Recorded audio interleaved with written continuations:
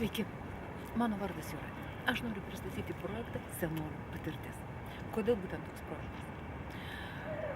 Todėl, kad aš manau, būtent pagyvenusiam žmonėm labiausia reikia dėmesio. Labai dažnai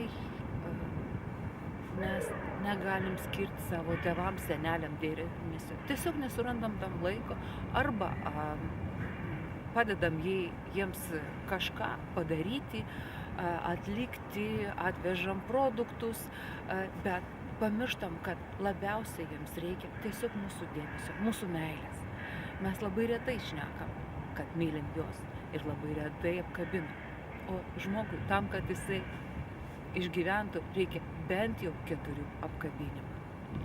Aš manau, tas projektas paskatins pasidalinti savo patirtimi, paskatins atkreipdėmėsi į kitus žmonės, į vienišus žmonės. Ir tie patys vieniši žmonės galės pasidalinti savo patirtimi tam, kad surasti savo artimą sielą. Aš noriu pasidalinti su jumis laišku. Šį laišką parašė mano dukra. Jis pilnas meilės, dėkingumo.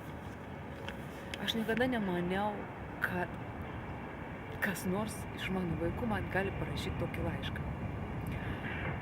Aš tikrai nesijaučiau niekada tobula mama, nes aš tikrai daug dirbau, daug reikalavau iš vaikų. Bet tai meilės pilnas laiškas. Taip mes lietuviai, mes nesugebam išreikšti jausmus dažnai. Mes kažkodėl tai nesugebam tai pasakyti. Aš tikrai gailiuos, kad aš nesugebėjau parašyti savo mamai tą laišką, kai ji gyveno viena ir jai labai reikėjo paramos, būtent dėmesio labiausiai reikėjo. Jeigu jinai būtų turėjęs tokį laišką, aš manau, kad jinai kur kas geriau jaustųsi.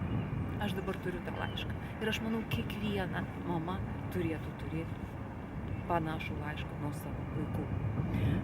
Taigi tikrai parašykit savo tėvams, nes tada, kai jūsų nebus šalia, jie galės paskaityti ir pasidžiaugti jumis.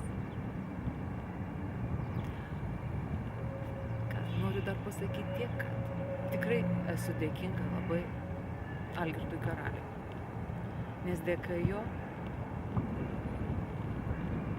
paskutiniai žodžiai, manau, kurios mano mama girdėjo, tai būtent tai, kad aš ją labai myliu.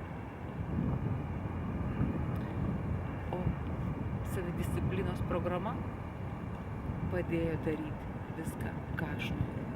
Iš karto, kasdieną padaryti nors truputėlį savo tikslą.